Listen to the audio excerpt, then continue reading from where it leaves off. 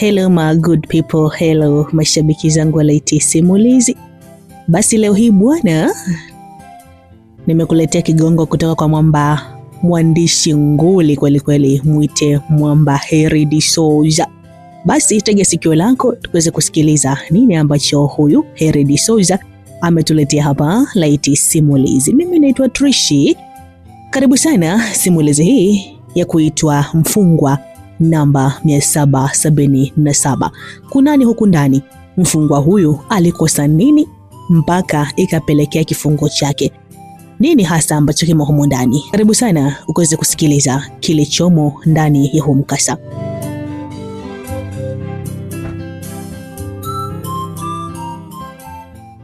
Ni katika mahakama kuu ya nchi jijini Dar es Salaam. Kijana Jesto Jimson, mtuhumiwa wa kesi namba CC 21/24, alisimamishwa kizimbani kwa ajili ya kusomewa kesi ya mauaji ya mwanaume mmoja aliyesadikika kuwa ni baba wa mchumba wake. Ushahidi uliofikishwa mbele ya mahakama kutoka kwenye uchunguzi wa jeshi la polisi ulithibitisha kwamba mtuhumiwa Jesto Jimson mwenye umri wa miaka 25 tu alitumia kisu chenye ncha kali kumuua bwana Stewart Damas mwenye umri wa miaka 55. Jesto Jimson ambaye ni mwanafunzi wa mwaka wa 3 katika chuo kikuu cha Dar es Salaam, yaani UDSM, alipewa nafasi ya kujitetea mbele ya mahakama kabla hukumu haijapitishwa. Akiwa kizimbani, kijana aligeuza shingo na kutizama upande wa kushoto na kukutana uso kwa uso na mama anayefanana naye kwa sura. Mama huyo alikuwa anabubujikwa na machozi kwa sababu tumbo lake ndilo lililombeba kijana Jesto kwa miezi 9. Lakini pia kwa upande wa kulia kulikuwa na mwanadada mrembo sana ambaye naye alikuwa anabubujikwa na machozi kwenye mboni za macho yake. Binti huyo anafahamika kwa jina la Martha. Martha alikuwa mchumba kijana Jesto, lakini pia ni mtoto wa bwana Stewart Damas ambaye alisadikika kuuawa na Jesto.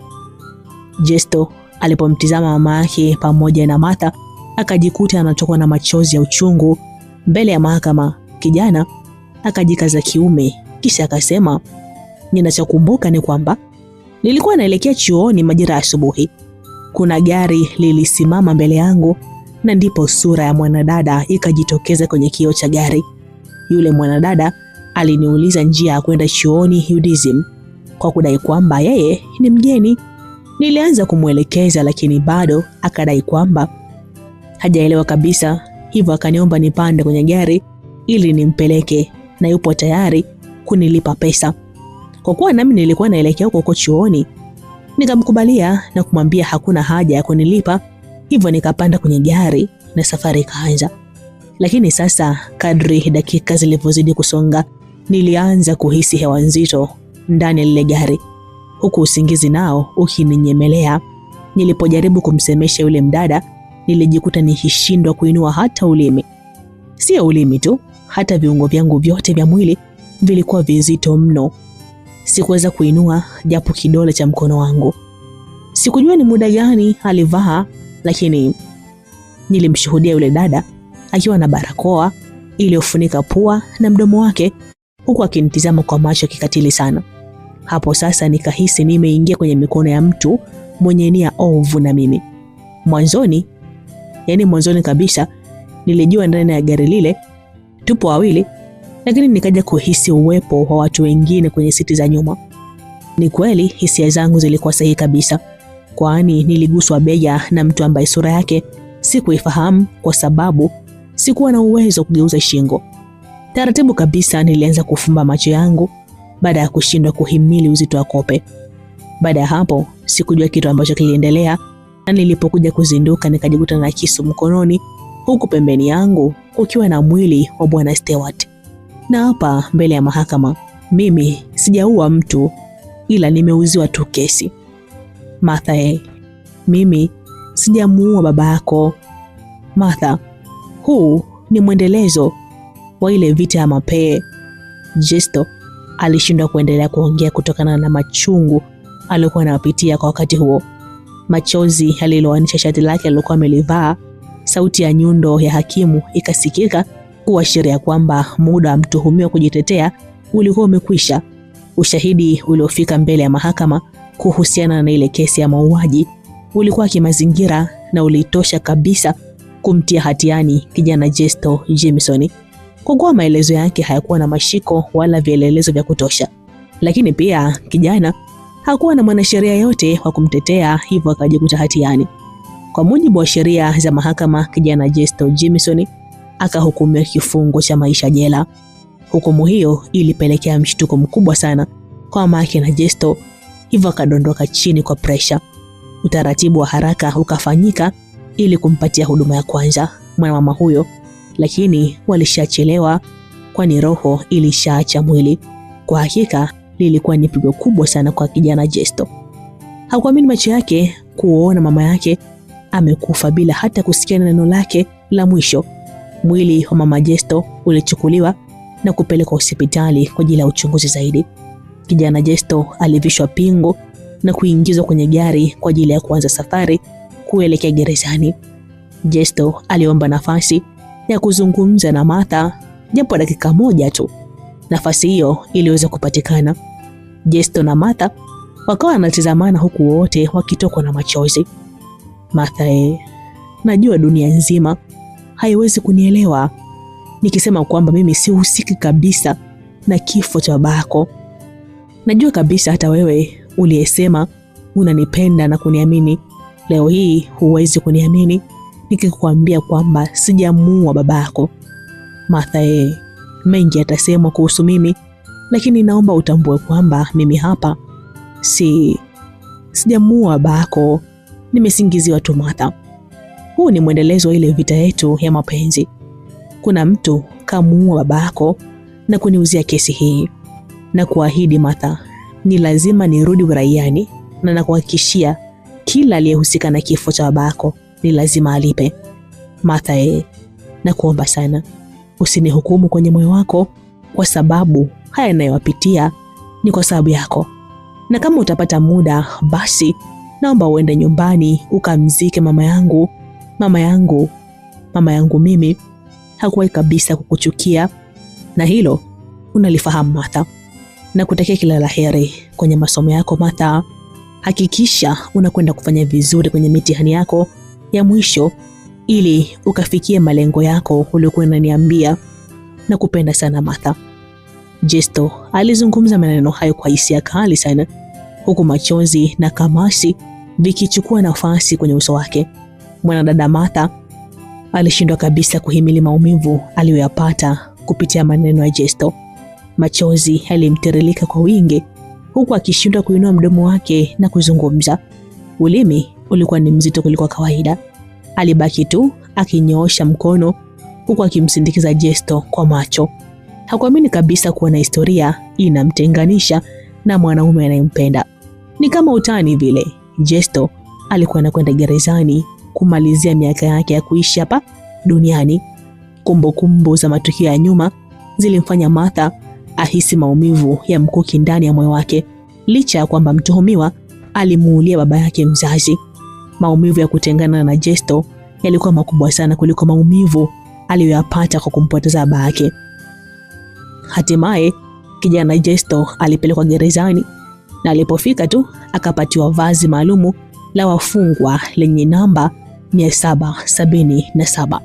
Ni rasmi sasa, jina la Jesto Jameson likabadilika na kuwa mfungwa namba 777. Jesto aliingizwa ndani ya gereza la watu waliohukumiwa vifungo vya maisha. Lilikuwa gereza la wababe sana, maana wengi wao walikuwa na makosa ya mauaji.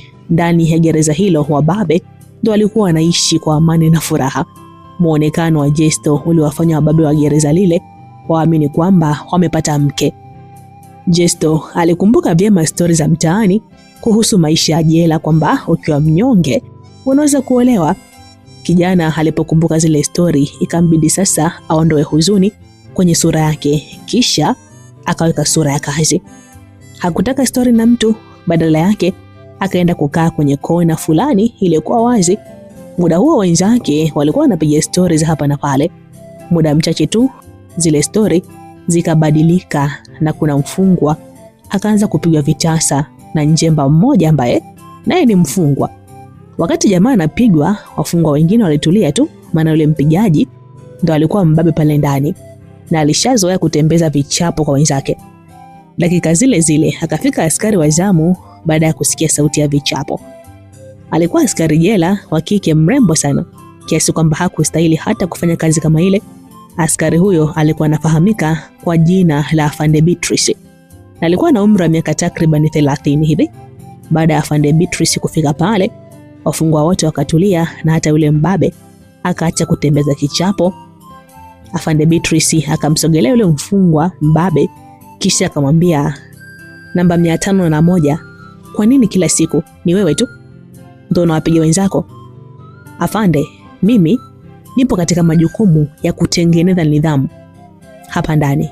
Sikiliza wewe, hapa haupo nyumbani kwako na wanao. Wiki ijayo ni mwisho wa mwezi, hivyo jina lako litaingizwa kwenye listi ya wafungwa watakaohamishwa kwenye hili gereza. Jiandae kwenda kwenye gereza la Ubaya Ubwela, ukutane na watukutu wenzako. Haina noma afande, huko ndo nako kutaka kwenda. Hapa nimechoka kuwaonea hawa chumba, au sio? Unajifanya nunda Okay, fine, subiri. Afande Beatrice alizungumza maneno hayo kisha akaanza kuondoka huku akiwa na bunduki mkononi. Lakini sasa kumbe ile siku yule mfungwa namba 501 ambaye ni mbabe pamoja na kundi lake walipanga kumfanyizia yule askari wa kike. Tangu siku nyingi walikuwa wanamtamani na kumuweka kwenye targeti za kumbaka. Yaani mizuka iliwafanya wale wafungwa wasahau kwamba yule mwanamke ni askari. Kiufupi wale wafungwa walishajikatia tamaa kabisa ya maisha, hivyo hakuna kitu walichokuwa na hofia. Kabla Afande Beatrice hajafika mlangoni, mfungwa mmoja akalala chini na kuanza kugaragara. Afande Beatrice si akarudi kuja kumtizama yule mfungwa. Alipomfikia tu akajikuta amepokonywa bunduki. Ghafla mrembo akazungukwa na wafungwa 5 hivi walioonesha nia ya kutaka utamu. Afande Beatrice alishaelewa lengo la wale majamaa, hivyo akataka kujitetea. Alijaribu kupigana nao lakini akajikuta anataitishwa, maana wafungwa walikuwa na nguvu mno. Ghafla vifungo vya shati la Afande, yani Afande Beatrice, vikafunguliwa na kuacha kifua wazi. Ni sidiria tu ya kufunika maziwa ndio iliweza kusitiri kifua cha askari huyo. Muda huo wafungwa wengine walitulia tu, maana ule mpango ulikuwa wafungwa 5 ambao ndo wababe wa gereza. Hakuna mfungwa aliyesogea kutaka kolabo wala kumtetea askari, kwa kuwa alikuwa wanaogopa wale wababe. Wale wababe wakawa wanapasiana yule askari kama mpira kwa kumpiga mabusu na kumsukuma. Kitendo kile gesto hakikumfurahisha kabisa, maana kilikuwa na tafsiri ya unyanyasaji wa kijinsia. Licha ya kwamba alikuwa anafanywa ule unyanyasaji ni askari, yani askari jela, lakini gesto akaguswa na ile tukio. Gesto alinuka pale chini alipokuwa amekaa, kisha akapaza sauti kwa ujasiri, "Hey, nyie wapumbavu, hebu mwacheni huyo mwanamke. Acheni hicho ambacho nataka kukifanya." Sauti hiyo ikawafanya wafungwa wote pamoja na askari kugeuka na kumtizama yule anaizungumza. "Yaani wewe fala, umekuja leo tu, halafu nataka kuingilia mambo yasiyokuhusu? Au unataka tukujumuisha pamoja na huyu demo Unataka kuliwa sio?" Mmoja kati ya wale wafungwa alimwambia Gesto maneno hayo. Mfungwa namba 400 ambaye ni miongoni mwa wale wababe alimsogelea Gesto ili amfundishe adabu. Alipomfikia tu akainua mkono ili ampige, lakini hajokutana nacho. Kila mtu pale gerezani alishangaa. Kwanza kabisa alidakwa mkono kisha akapigwa kichwa cha pua. Kabla hajakaa sawa akazungushwa kama mpira, halafu akapigwa kwa nja takatifu, na kabla hajafika chini akasindikizwa kwa teke na kwenda kujibamiza ukutani. Namba 400 alishindwa kuinuka, maana maumivu aliyokutana nayo hayakuwa kawaida. Kila mtu pale gerezani akaganda kumshangaa mfungwa namba 777, namna alivyoweza kumkanda yule mbabe kwa sekunde kadhaa tu. Wale wengine wawili wakamsogelea Gesto ili kujaribu bahati yao, lakini walichokutana nacho kilikuwa kikubwa zaidi ya kile alichopewa mwenzao. Namba 501 ambaye ndo mbabe namba 1 pale gerezani akasogea mwenyewe ili amshikishie adabu mfungwa huyu namba 777, lakini sasa kilichofuata ilikuwa ni hatari. Sasa hapo ikawa ni uso kwa uso kati ya Jesto mfungwa namba 777 dhidi ya mfungwa namba 501. Muda huo yule askari wa kike alikuwa ameshikiliwa bunduki na mbabe mwingine aliyebaki. Mpambano kati ya namba 501 dhidi ya 777 ukaanza pale ndani. Silaha kubwa ya namba 501 ilikuwa ni nguvu tu. Jamaa alikomaa kama nazi na ndio maana wenzake walikuwa wanamwogopa. Lakini sasa kwa mara ya kwanza kabisa nazi ilikutana na chuma pale gerezani. Kila mfungwa alishuhudia mbabe wa gereza akichapika na kukandwa kama ngano. Jesto alimgusa jamaa sehemu nyeti kabisa na hatimaye namba 501 akaenda chini na kushindwa kuinuka kuendelea na mpambano. Yule mbabe alimshika bunduki Afande Beatrice akataka kufyatua risasi ili ampige Jesto, lakini Afande Beatrice akamwahi pale pale kwa kumpiga jamaa teke na ile bunduki ikaenda chini. Kabla jamaa hajafanya chochote tayari Jesto aliruka hewani na kumpiga teke la kifua. Jamaa akadondoka chini kisha akataitishwa na Afande Beatrice. Muda ule ule askari jela wengine wakafika, lakini walikuta tayari kazi imeshakuisha. Wala babe wote walichukuliwa na kupelekwa kwenye chumba cha mateso. Wafungwa wote pale gerezani walishangazwa sana na uwezo wa Jesto.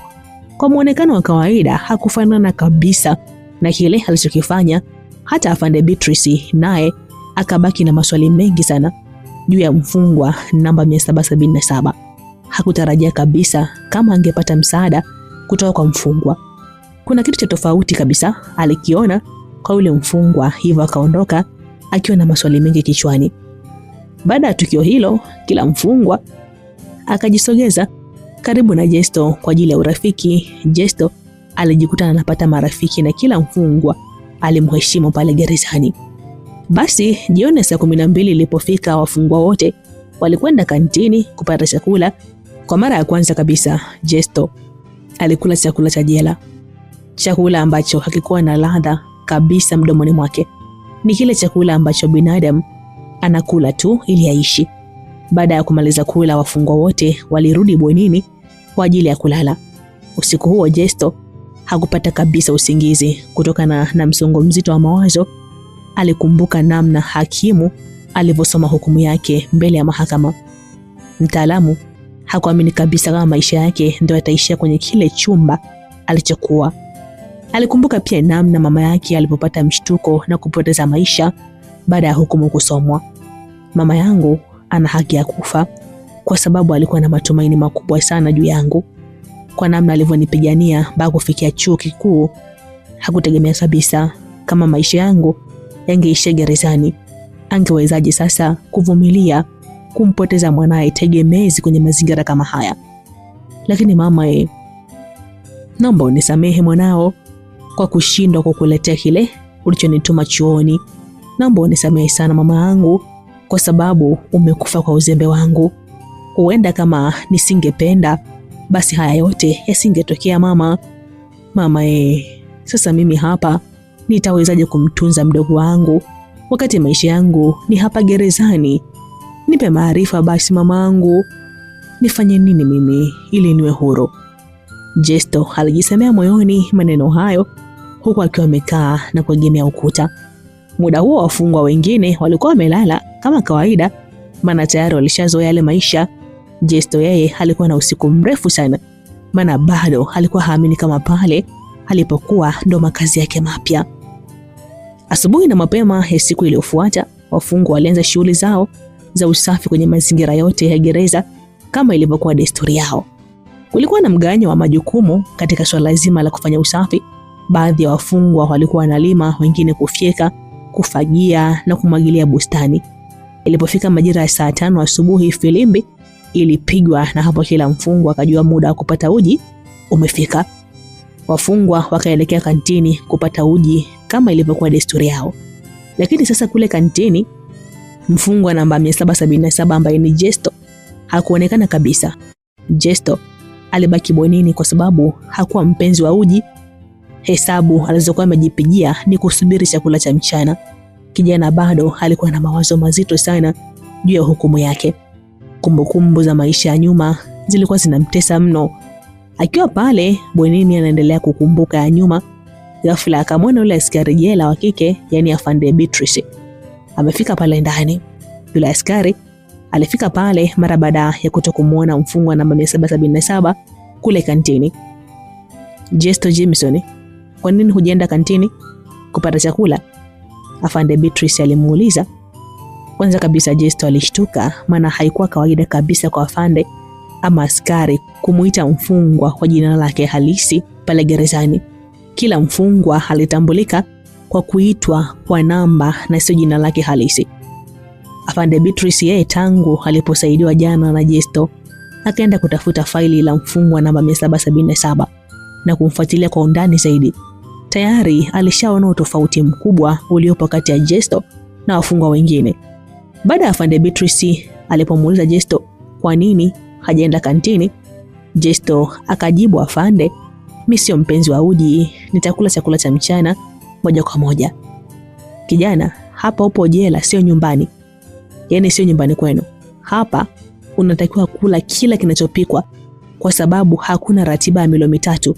Huo uji unakuwa na vipande viwili vya mkate na huo ndo mlo wa mchana. Baada ya hapo mnakula tena saa 12 jioni kukamilisha ratiba ya usiku. Kauli ya Afande Beatrice ilimshtua sana Jesto, kwa maana tayari alishajua kwamba amejichanganya. Ni kama vile aliamua kufunga swaumu kwenye mazingira magumu bila kutarajia. Afande Beatrice akaondoka. Jesto naye akapiga hesabu za kwenda kantini, lakini kabla hajatoka wenzake walianza kuingia. Tayari wanaume walishakamilisha ratiba ya mchana. Baada ya chakula cha mchana kupita, wafungwa wakawa na uhuru wa kuzunguka kwenye mazingira ya bwenini. Kama kawaida, marafiki walijitenga kwenye makundi huku wakibadilishana mawazo kwa stori za hapa na pale. Kwa wakati huo walikuwa na amani, maana wale wababe waliotaka kumbaka askari walikuwa kwenye chumba cha mateso, na kutokana na kosa lilolifanya majina yao yakaingizwa kwenye orodha ya wafungwa wanaopaswa kuhamishwa gereza na kupelekwa kwenye gereza la Watukutu. Muda huo mfungwa namba 777 Jesto Jameson alikuwa peke yake kwenye kitalo fulani akichezea nyasi huku akitafakari mambo kadha wa kadha. Mtaalamu hakutaka kabisa kuchanganyika na wenzake, maana alikuwa na mengi sana ya kupangilia kwenye kichwa chake. Wakati anaendelea kutafakari, ghafla akaguswa bega kwa nyuma. Alipogeuka akakutana na uso kwa uso na Afande Beatrice. Afande Beatrice alikuwa na bahasha ile uvimba yenye rangi ya kaki mkononi. Akampatia Jesto ile bahasha. Jesto akapokea huko akiwa hajui kilichomo ndani yake. Unaweza kufungua kijana, usiogope. Huo ni mzigo wako. Afande Beatrice alimwambia Jesto maneno hayo. Jesto alifungua ile bahasha na kukutana na msosi wa ndizi na nyama, yani nyama choma. Jesto hakuamini kabisa kama ule msosi anapaswa kula yeye. Kwa namna alivyokuwa na njaa, akaona kama neema imeshuka upande wake. Hakutaka kupoteza muda, alianza kupiga diko. Kabla hajauliza kwa nini amepewa, Afande Beatrice akaketi pale chini, jambo ambalo lilimshangaza sana Jesto. Si Jesto tu, hata mtu yote ambaye angepita pale na kumuona askari jela ameketi na mfungwa kwa staili ile, basi angestaajabu sana. Haikuwa kawaida kabisa kwa maaskari jela kukaa kitako na wafungwa na kuzungumza kama marafiki. Afande Beatrice alianza kumtazama Jesto huku Jesto akiendelea kula. Baada ya dakika kadhaa Jesto alimaliza kula kile chakula. Hii ni kubwa sana kwangu. Shukrani sana kwa ukarimu wako afande. Jesto alizungumza maneno hayo akiambatanisha na ishara ya shukrani kwa kutumia mikono. Afande hakujibu kitu, badala yake akawa anamtizama machoni Jesto. Kwa namna afande alivyokuwa anamtizama Jesto, kijana Jesto akajikuta anakwepesha macho na kutizama chini. Jesto Jameson, mfungwa namba 777. Kwa namna unavyoonekana ni vigumu sana kuamini kama unaweza kufanya mauaji ya yule mzee. Muonekano wako bado unaonesha una deni zito juu ya ndoto zako. Sura yako haifanani kabisa kwa hapa gerezani. Naomba uniambie ukweli, Jesto, hivi ni kweli ulifanya mauaji ya bwana Stewart Damash? Na kama ulifanya, ipi sababu ya msingi? Usinifiche kitu, niambie ukweli kwa sababu nataka kukusaidia. Afande Beatrice alizungumza maneno hayo na kumfanya Jesto adondoshe machozi kwenye mboni zake. Jesto alifuta machozi kisha akasema, afande, hata kama nikikwambia ukweli bado hutaweza kuniamini kwa sababu dunia nzima imechagua kutokuniamini. Hata yule aliyekula kiapo cha kuniamini na kunipenda naye pia ameshindwa kuniamini. Hadithi yangu mimi ni rahisi sana kusimulia lakini ni ngumu kueleweka. Jesto, usichokijua ni kwamba mpaka nimeamua kukufuata hapa ni kwa sababu siamini kama unastahili kuwa hapa gerezani. Nipo hapa kwa ajili ya kujua kwa nini umehukumiwa maisha. Chochote utakachoniambia ndicho nitakachoamini. Kama dunia nzima imeshindwa kukuamini, basi mimi peke yangu nimechagua kukuamini. Naomba uniambie Jesto, kipi kimesababisha mpaka uwe hapa? Afande, ni story ndefu sana. Story ambayo inaweza kuchukua muda wako mwingi kuisikiliza. Usijali kuhusu hilo. Jesto, zungumza kila kitu, hata kama tutakesha hapa. Nimeamua kusacrifice muda wangu kwa ajili yako. Jesto alitizama juu kisha akapangusa uso kwa mkono wake wa kushoto kisha akasema, afande, safari yangu ya kuja hapa, yani hapa gerezani, ilianzia ile siku nilimwambia mama yangu, mama, ule wakati wa kutimiza ndoto zangu tayari umeshawadia mama. Zile dakika za kubadilisha maisha, yani maisha yetu, zimeshafika. Ni wakati wa mimi kwenda kukununulia kila utakachokitaka. Mama yangu, nahitaji dua na baraka zako ili niweze kufaulu mitihani yangu huko chuoni ninapokwenda. Hiyo ndio ilikuwa siku ambayo nilianza rasmi safari ya kuja hapa gerezani. Ni safari iliyosindikizwa na wimbo mzuri wa mapenzi ambao sikuchoka kabisa kusikiliza. Hadithi nzima ilianzia ndani ya chuo kikuu cha Dar es Salaam. Nakumbuka ilikuwa ni miaka 2 iliyopita. Ulikuwa mwezi Oktoba, mwezi ambao uliwasha taa ya kijani kwa kuanza mwaka mpya wa masomo kwa wanafunzi wa vyuo vikuu Tanzania. Kijana Jesto Jimson alikuwa miongoni mwa wanafunzi waliotarajiwa kuripoti katika chuo kikuu cha Dar es Salaam UDSM kwa ajili ya kuanza mwaka wa kwanza wa masomo katika moja ya kozi ya uhandisi, yani engineering. Jesto ni mtoto wa kwanza kati ya watoto wawili katika familia ya mzee Jimson na mkewe Lucy. Mapema sana mzee Jimson alishafariki dunia na kumwacha mke na watoto wawili. Kwa wastani kipato chao kilikuwa kidogo, ingawa hapo zamani walifanikiwa kujenga kibanda maeneo ya Temeke, Dar es Salaam. Huko ndipo kulipokuwa na makazi yao hapo awali. Lakini baadaye mama akauza kile kibanda kwa ajili ya kupata pesa ya kumlipia mwanae Jesto ada ya chuo kikuu. Hiyo ndio ilikuwa njia pekee ya kumfikisha Jesto chuo kikuu, kwa sababu kipindi hicho uchumi wa nchi uliumba sana kiasi kwamba serikali ilitoa mikopo kwa asilimia chache sana kwa wanufaika. Swala hilo lilipelekea wahitimu wengi kushindwa kwenda chuo kikuu licha ya kwamba walifaulu mitihani. Ndoto za vijana wengi kutoka katika familia za kimasikini ziliishia hapo kwa kuwa ada ya masomo ilikuwa kubwa kuliko vipato vya wazazi wao.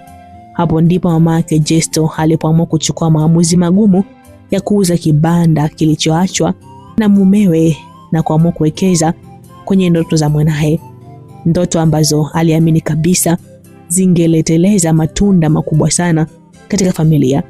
Mama aliamini sana akili ya mwanae, hivyo hakuwa na wasiwasi juu ya ule uwekezaji aliamua kuufanya.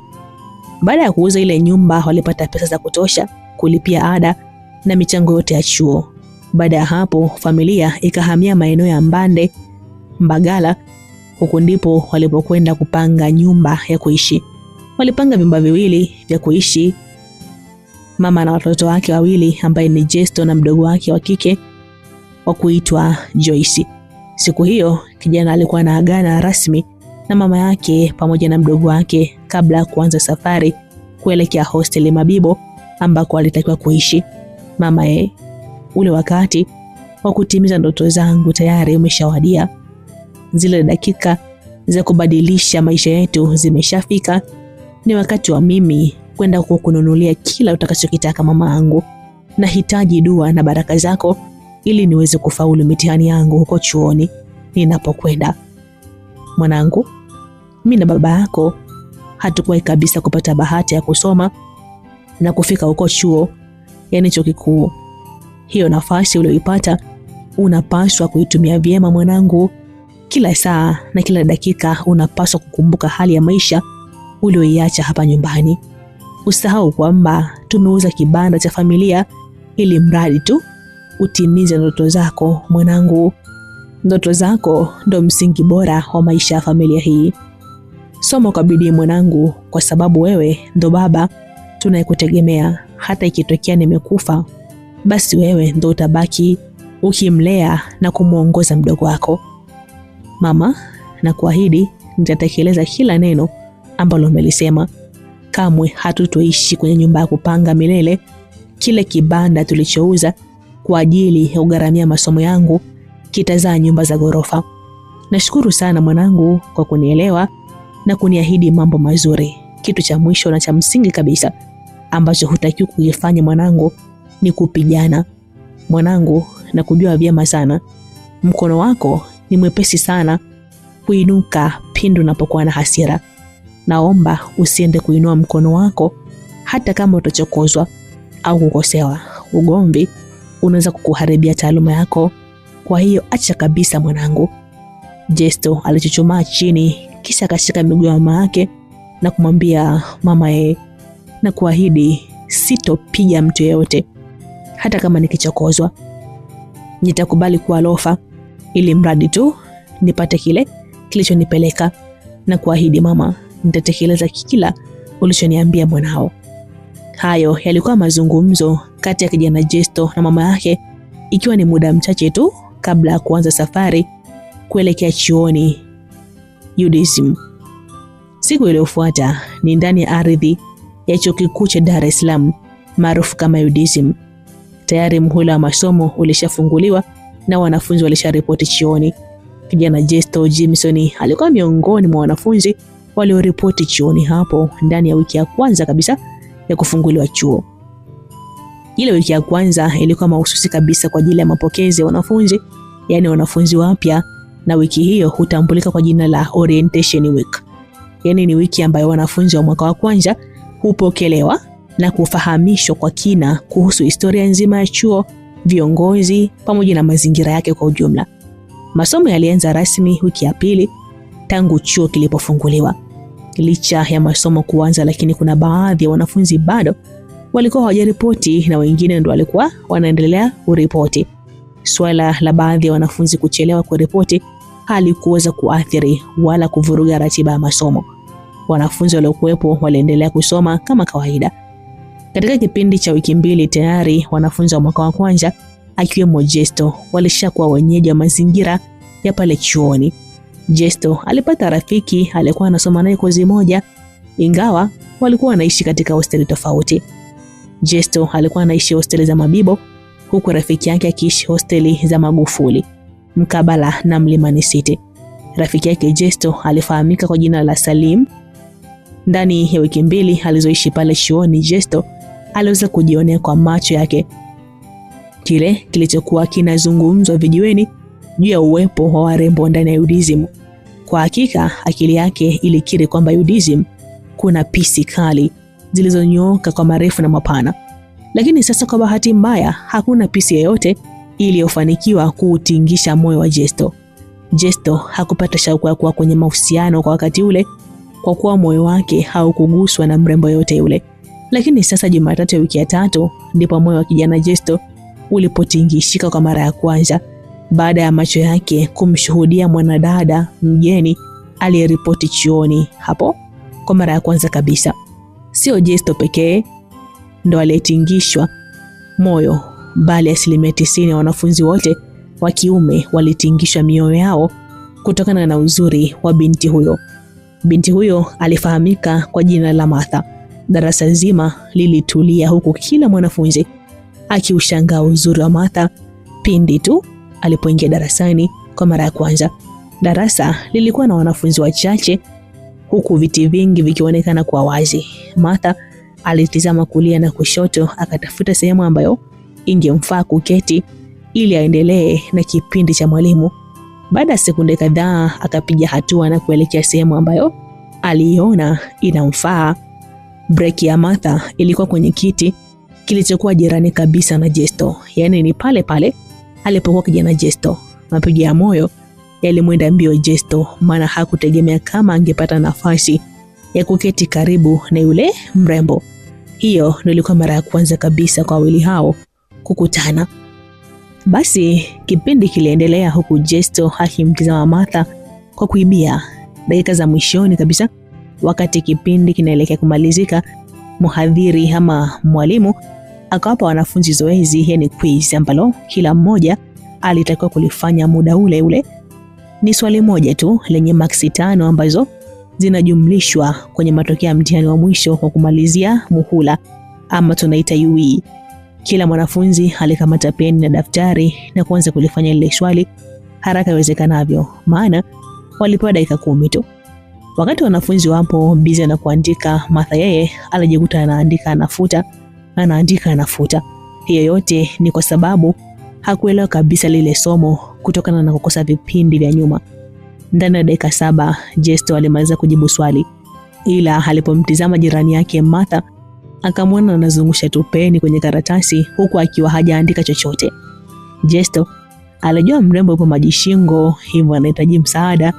Kwa dakika chache zilizobaki, hata kama angempa chabo bado asingefanikiwa kujibu hata nusu ya swali. Alichokifanya Jesto ni kumsogezea Martha karatasi yake ya majibu, kisha akamwambia aandike namba yake ya usajili. Jesto yeye akachukua karatasi ya Martha, kisha akaandika namba yake ya usajili na kuanza kujibu lile swali huku akikimbizana na muda. Kilichofanyika ni kwamba Jesto na Martha walibadilishana karatasi zao za kujibia. Swala lile lilimfanya Martha ashangai sana, maana hakutegemea kama angepata msaada wa namna ile kutoka kwa mtu ambaye hawafahamiani kabisa. Martha alianza kumtizama Jesto huku Jesto akiwa busy na karatasi ya kujibia, tena alikuwa anaandika kwa spidi kuliko kawaida. Lakini wakati anaendelea kuandika, ghafla sauti ya mwalimu ikasikika ikiwataka wanafunzi waache kuandika kwa kuwa muda ulishamalizika. Jesto alianza kukuna kichwa kwa kuwa hakufanikiwa kumaliza kujibu baadhi ya vipengele. Hilo halikumpa shida sana kwa kuwa aliamini hawezi kukosa hata maksi 1 kati ya zile 5. Ni Salim pekee ndiye aliyeweza kushuhudia lile tukio walilolifanya Jesto na Martha, maana alishangaa sana kuona rafiki yake ameamua kutoa sadaka maksi zake za mtihani kisa mwanamke. Kila mwanafunzi alimpa karatasi mtu wa mbele yake, na hiyo ndio ilikuwa njia ya ukusanyaji wa karatasi.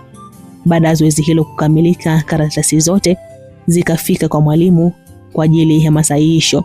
Baada kufikia hapo, kipindi cha kwanza kikatamatika rasmi, hivyo wanafunzi wakawa na muda wa mapumziko mafupi kabla ya kuingia kwenye kipindi cha pili. Kaka, asante sana. Sauti ya Martha ilisikika kwenda kwa Jesto, ambaye tayari alishanyanyuka na begi lake kwa ajili ya kwenda nje darasa. Sauti hiyo ilikuwa kama imemshtua Jesto, hivyo akageuka na kumtizama mwanadada huyo. Usijali, kuwa na amani sister, Jesto alimjibu Martha, kisha akapiga hatua kuelekea nje. Muda huo wanafunzi nao walikuwa wanatoka nje kwa mafungu, huku akili zao zikiwa za mlo wa asubuhi, yani breakfast, yani kule kantini. Baada ya kutoka nje ya darasa, Jesto alishtuka baada ya kuparamiwa mabegani. Oya mwanangu, mbona niacha? Au tayari umeshavurugwa na yule mrembo Ni Salim ndiye alizungumza maneno hayo huku akiwa amemshika mabegani Jesto. Nilishakusahau kaka, kumbe tulikopo wote klasi kula leki zako kaka. Kwa hiyo yule manzi alipofika tu pale ukasahau kabisa kwamba mimi nipo upande wako wa kushoto. Sema mwanangu, ulichokifanya sio poa kabisa. Yaani umekubali kusacrifice maksi zako 5 kisa dem? Una uhakika gani utampata dem kama yule? Lazima na mwanaume wake aliyenyooka kwa marefu na mapana. Sasa hizo stories zinatoka wapi kaka?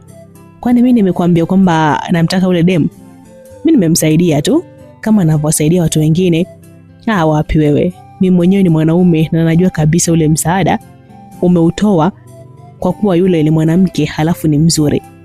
Au unataka kusema kwamba angekuwa mwanaume mwenzako ungemwandikia ile quiz? Wapi.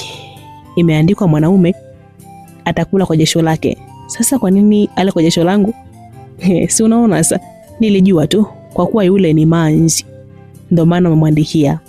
Ila nini Jay, yule dem ni mzuri kinoma yani. Na kwa namna anavyoonekana itakuwa ni mtoto akishua sana. Sio siri, nimemzimikia na lazima nijaribu bahati yangu. Salim, unajua nini? Achana na hayo mawazo. Kwanza tuenzetu tukale, maana muda ni mchache mno. Hayo ndio kama mazungumzo kati ya Jesto na rafiki yake Salim wakiwa njiani kuelekea kantini kupata chakula cha asubuhi. Kulikuwa na lisali moja tu la kupumzika kabla ya kuingia kwenye kipindi cha pili. Kule kantini wanafunzi tayari walishagawana meza na viti kwa ajili ya kujipatia chai, chapati, supu, mandazi na vitafunwa vinginevyo. Jesto na rafiki yake Salim walijitenga kwenye meza moja ya peke yao huku akijipatia mlo wa bei nafuu kabisa. Lakini pia Martha alikaa na rafiki yake mmoja wa kike ambaye alikuwa anasoma kozi tofauti na ile ya Martha. Rafiki yake huyo alifahamika kwa jina la Rachel. Juu ya meza yao kulikuwa na msosi wa bei ghali kweli kweli. Hiyo ilitosha kuonesha status ya kiuchumi ya wasichana hao. Wakati milo ikiendelea, Jesto na Salim walikuwa wanamtizama binti Martha aliyekuwa umbali wa mita kadhaa kutoka pale. Pale kantini Martha alifanikiwa kuteka macho ya vijana wengi sana wa kiume waliokuwa wakimtamani kimapenzi. Muda ule ule kuna mapacha wawili wa kufanana wakaingia pale kantini. Baada ya kuingia tu wanafunzi wote wakatulia kimya, maana walioingia walikuwa wanaogopeka sana pale chuoni.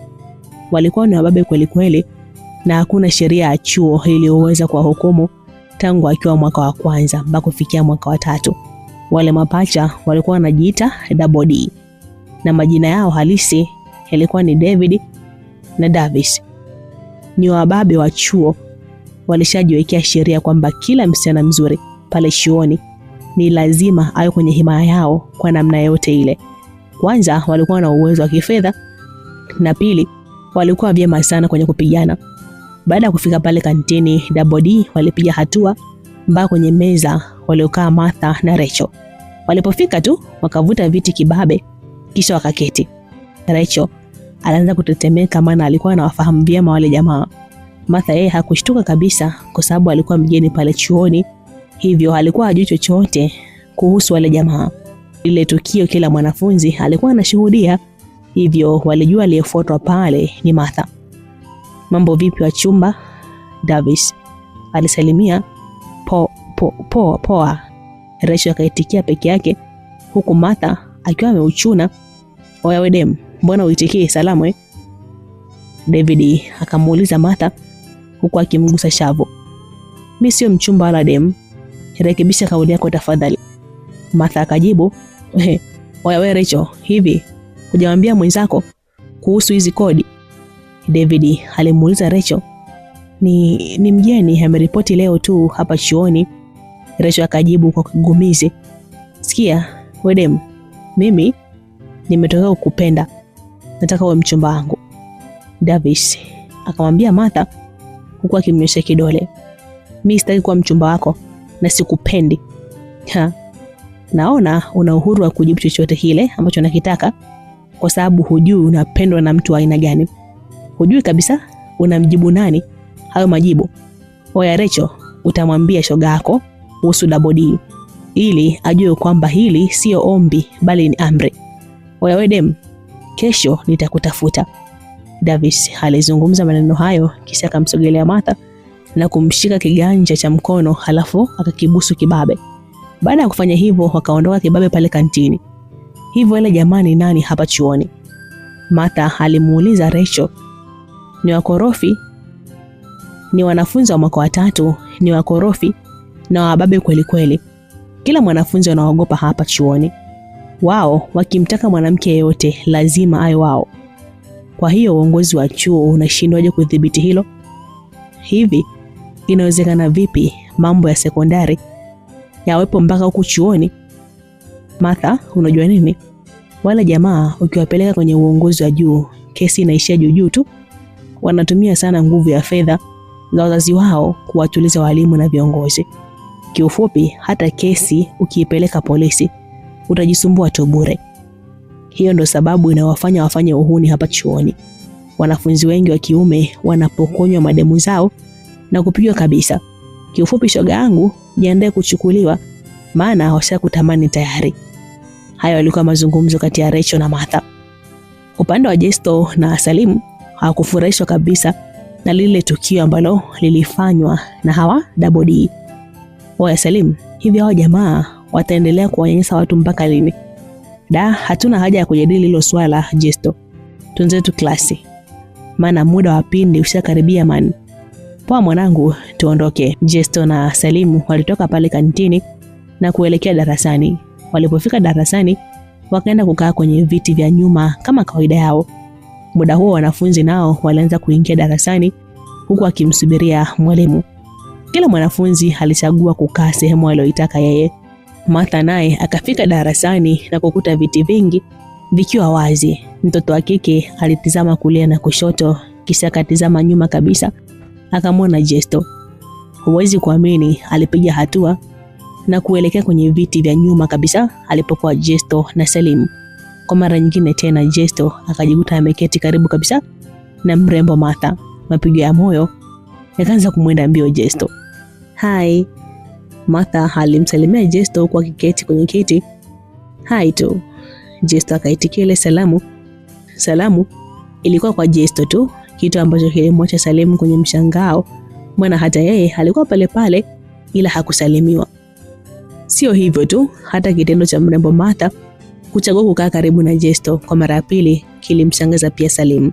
Hata Jesto mwenyewe hakutarajia kabisa kama ingetokea tena nafasi ya yeye kukaa na yule mrembo. Muda ule ule mwalimu wa kipindi akaingia darasani na kufanya kimya kitawale pale ndani. Bila kupoteza muda, kipindi kikaanza na wanafunzi wote walitegea masikio kwa ajili ya kuchota madini kutoka kwa mwalimu. Masaa mawili baadaye kipindi kilimalizika. Mwalimu akawapatia wanafunzi maswali kadhaa ya kwenda kufanya nyumbani. Haikuwa kazi ya makundi, bali ni kazi binafsi kwa kila mwanafunzi, yaani tunaita individual assignment. Hiyo ni lugha ya Kimombo jamani. Kazi hiyo ilipaswa kukusanywa baada ya siku 3. Mwalimu alikuwa kuanza kuondoka darasani, kisha wanafunzi nao wakafuata mmoja mmoja, maana hakukuwa na kipindi kingine kwa siku hiyo. Jesto, Salim, Martha na wanafunzi kadhaa walikuwa wajainuka kwenye viti kutoka nje. Kaka, I'm sorry, muda ule nilishindwa kukuuliza jina lako. Mimi naitwa Martha. Sijui wewe mwenzangu unaitwa nani? Naitwa Jesto. Oh, Jesto, nashukuru sana kwa kufahamu na pia nashukuru sana kwa msaada wako. Una haja ya kunishukuru tena kwa sababu tayari ulishanishukuru dada. Asante Jesto, ila naomba msaada wako kwa mara nyingine tena kama hutojali. Siwezi kujali, niambie ni kitu gani unataka. Mambo unazime daftari lako la summary ili likanipe mwongozo wa kujisomea mada ambazo zimepita. Natumai nikishapata mwongozo nitaweza kufanya kwa usahihi hii assignment ambayo tumepewa. Hiyo haina shida Martha. Daftari ile hapa, chukua. Hakikisha unakwenda kukopi kila kitu kwenye daftari yako, maana kila ambacho tumekisoma nimekiandika humo. Hizo summary zitakusaidia kuelewa mada ambazo zimepita hata ukijisomea peke yako. Nenda ukajisomee, na kama kuna sehemu utashindwa kuelewa basi utaniambia nikuelekeze. Jesto alimpa daftari Martha. Nafikiri imekuwa bahati sana kwangu kukutana na wewe. Shukrani sana kaka Jesto. Martha alipokea daftari la Jesto, kisha wote kwa pamoja wakaongozana kutoka nje ya darasa. Hiyo ndio ilikuwa mara ya kwanza kabisa kwa Jesto na Martha kufahamiana kwa majina na kuzungumza kwa uchache. Siku hiyo waliongozana pamoja kutoka pale chuoni na kurejea hosteli. Jesto alikuwa anaishi hosteli za Mabibo huku Martha akiishi ndani ya hosteli za Magufuli. Wawili hao walijikuta wanatembea kwa mguu huku akipiga story kutoka chuoni mpaka njia panda Ubungo. Hapo ndipo walipoachana rasmi. Martha alipanda bodaboda iliyompeleka mpaka hosteli za Magufuli na Jesto naye akapanda daladala kuelekea hosteli za Mabibo. Basi tuangalie huku upande wa hosteli za Magufuli, yani Magufuli Hostel. Baada ya matukio kadhaa kupita mchana, hatimaye usiku ukaingia. Ilikuwa pata majira saa 5 usiku. Mrembo Martha akiwa ndani ya chumba cha hosteli alikuwa busy na copy summary za Jesto kwenye daftari lake ili apate urahisi wa kujisomea mada ambazo hakuzisoma. Muda huo mwanafunzi mwenzake ambaye alikuwa anaishi naye ndani ya kile chumba alikuwa busy anachezea simu yake. Wakati Martha akiendelea kukopi, akawa anamkumbuka Jesto namna alivyomsaidia mchana wa siku hiyo. Alikumbuka pia namna mtaalamu alivyokuwa anaongea. Hakika mwandiko wake unasadifu sura yake na hata matamshi yake.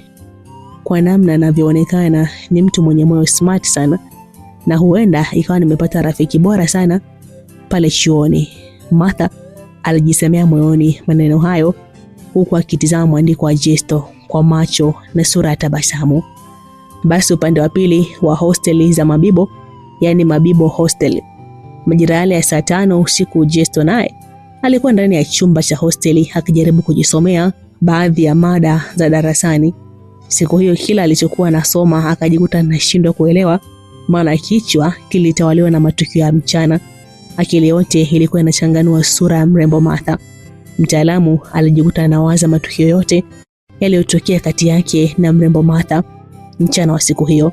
Sauti ya Martha ilikuwa inajirudia mara mbili kichwani mwake, huku akijiona mwanaume mwenye bahati kuliko wote pale chuoni. Kwa uzuri na muonekano wa Martha, alijikuta anafungua moyo wake na kutamani kuwa kwenye mahusiano. Ukweli ni kwamba tayari moyo wake ulishapenda mtoto wa mtu bila kutarajia. Uso wa Jesto ulitawaliwa na tabasamu pana kila akimtafakari Martha. Wakati anaendelea kumtafakari mtoto wa kike, ghafla simu yake ikaita. Akainua ile simu na kukuta mpigaji ni Salimu. Jesto alipokea ile simu, maana alishajua dhumuni la kupigiwa na Salimu muda ule. Oya mwanangu, naona nyota imeng'aa kaka. Kama utani vile, mbuzi kafia kwa muuza bucha Salimu alianza kuzungumza maneno hayo kwa mbwembwe sana. Jesto akaanza kwa kucheka, kisha akajibu, wapi mzee? Kawaida tu. Kawaida vipi mwanangu, wakati mtoto mzuri leo ulikuwa naye na ukatamba naye njia nzima? Muda ule nilikuwa nyuma yenu na wasindikiza tu kwa macho na kutumia message ukawa haujibu kabisa, uko busy unamjaza uongo mrembo. Vipi lakini ushamfungukia ya moyoni? Ya moyoni gani tena kaka?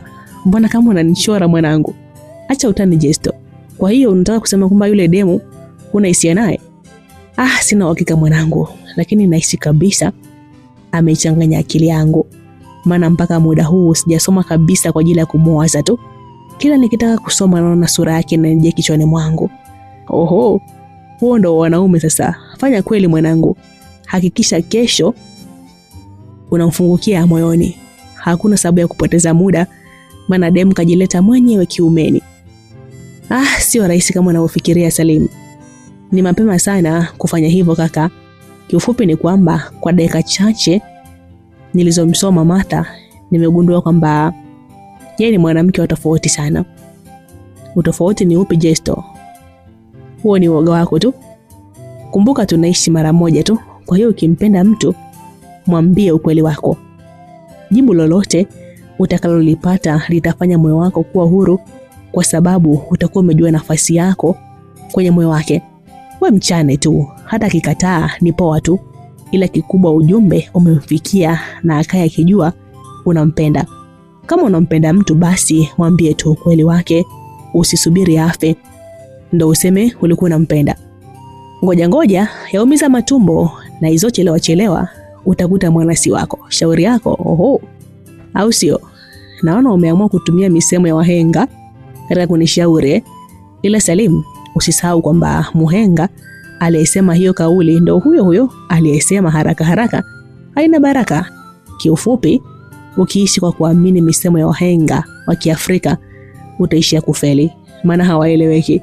Wakati wahenga wa kule Ulaya akina Isaac Newton wanatunga kanuni za kutengeneza ndege na kurusha angani, babu zetu huku Afrika walikuwa bize kutunga methali za kina Mgaga na Upwa hali wali mkavu na chururu si ndondondo. Leo hii wajukuu wa wahenga wa Ulaya wanatengeneza ndege kupitia kanuni zilizoachwa na wazee wao. Wakati huo sisi tunachoweza kutengeneza ni wali na mandondo tu.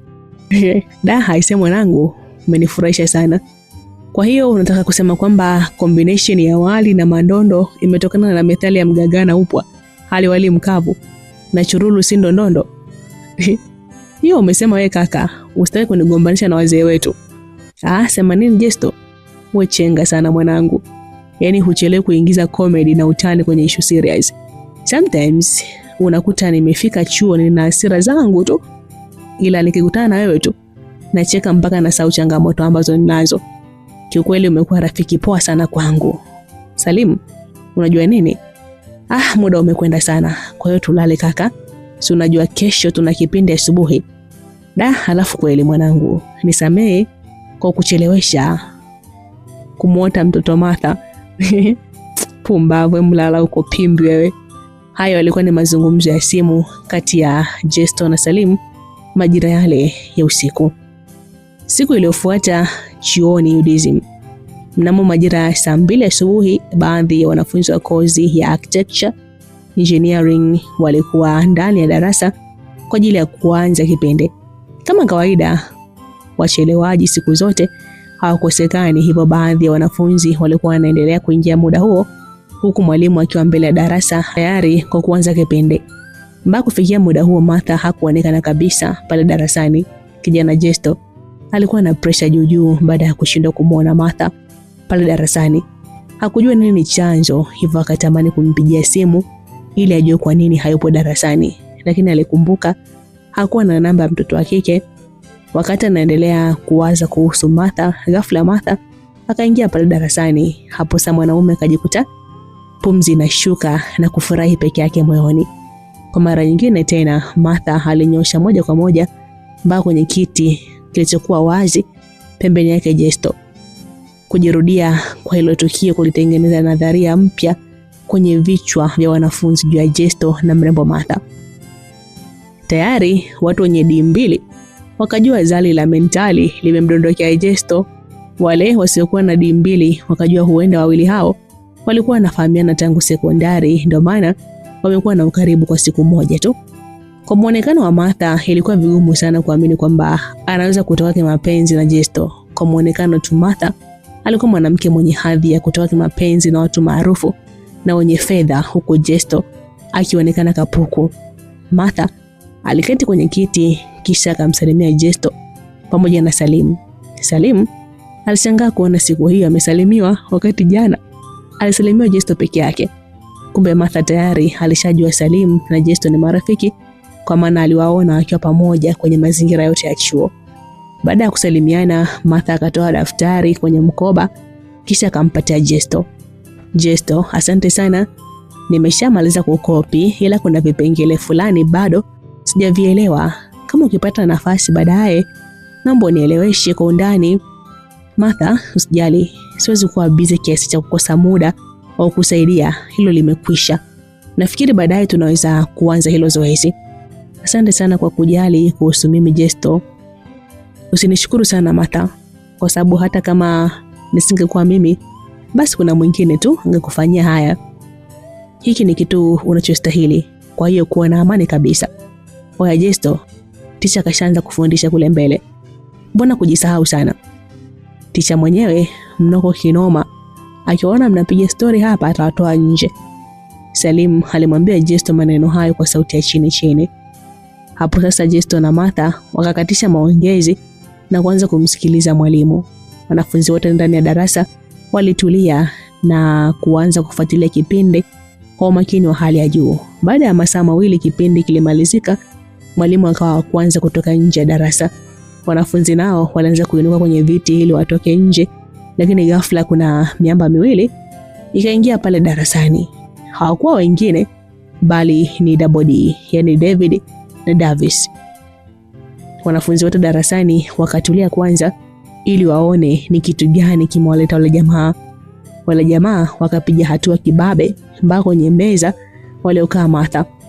Ni pale pale Walipokuwa Jesto na Salim, kila mwanafunzi pale ndani alishaelewa ule ugeni ni wa Martha. Hata Martha mwenyewe alishaelewa kwamba amefuatwa yeye. Martha hakutaka mazoea wala story na wale majamaa, hivyo akainuka kwenye kiti na kuanza kuondoka, lakini akazuiliwa. Wewe mchumba, unaondokaje wakati tumekufuata wewe? Nilishakwambia nakupenda, kwa hiyo nimefuata jibu langu. Naomba mnipishe tafadhali. Sio kila mwanafunzi wa kike anayekuja hapa ni dhaifu kama mnavyofikiria. Jibu nililokupa jana haliwezi kubadilika, hata kama nikipata uchizi muda huu.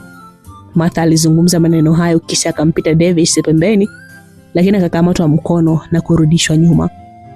Ikawa sasa Martha anahitaji kuondoka, ila Double D wanamzuia.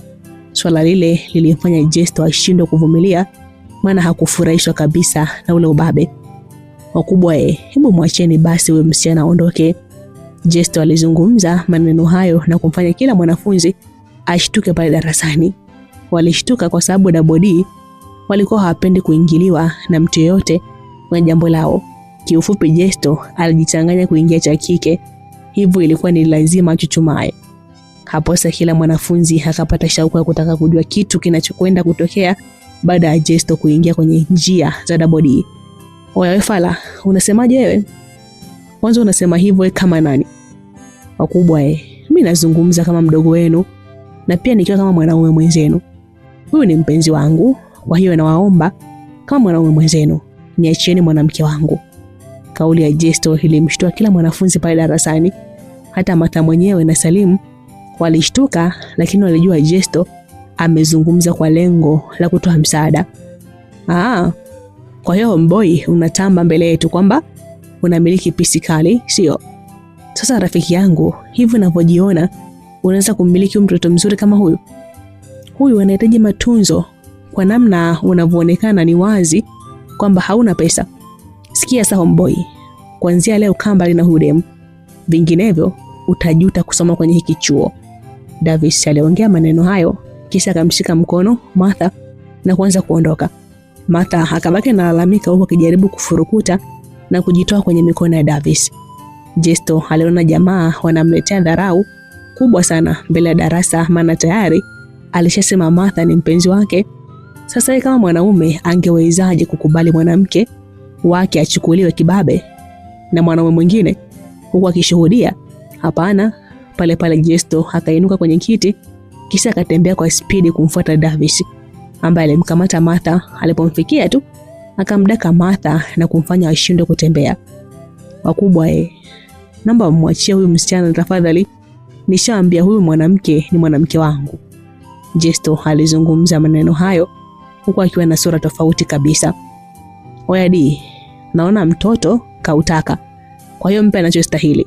Davis alimwambia David maneno hayo huku akimpa ishara ya kutembeza kipigo. Pale pale David akarusha ngumi moja nzito ikaenda kutoa kwenye kinywa cha Jesto. Ngumi hiyo ilimtoa damu Jesto na kumfanya achie mkono wa Martha. David akatupa ngumi nyingine kwenda kwenye pua ya Jesto, lakini mkono ukadakwa. Jesto aliukamata kwa nguvu mkono wa David kisha akakunja ngumi ya kiutu uzima na kuiachia kuelekea kwa David, lakini sasa ikawa zimebaki sentimita chache tu kabla ngumi haijatua kwenye uso wa David. Jesto akaganda. Mtaalamu aligandisha mkono hewani baada ya kukumbuka ahadi aliyompatia mama yake kwamba hatainua mkono wake kumpiga mtu. Guys, hii ilikuwa ni sehemu ya kwanza ya simulizi yetu hii ya kuitwa Mfungwa namba 777. Kabla ya kuendelea, nitaomba comment yako hapo chini kwamba je, hii story tuendelee na sehemu ya pili ama tuishi hapa? Kama uko radhi tuendelee, basi nitaomba comment yako hapo kwenye comment section kwamba episode 2 ama sehemu ya pili iletwe. Asante sana kwa kuchagua Light Simulizi. Asante kwa kumchagua na kumpenda binti Tricia, ni binti wa Malawi Davi. Lakini nikukumbushe tu kwamba mwandishi wa kibao hiki cha Mfungwa namba 777 ni mwamba kweli kweli, yule ule mwamba man and a half, muite Harry De Souza ama Silent Killer. Yani huyu ni muuaji wa kimya kimya. Hope story zake mnazipata. Kama unakumbuka story ya Lisa, Sasa hii story ya leo ni mara 2 ya Lisa. Guys, asante sana kwa kunipenda. Mimi nakupenda sana wewe na familia yako pote pale mlipo, kutoka Tanzania na nje mpaka taifa la Tanzania. Nathamini sana support yako, nathamini sana mchango wako. Asante kwa kunisupport, asante kwa kuniamini. Jamani, love you so much. Tukutane hapo kesho. Bye bye. It's me Trish.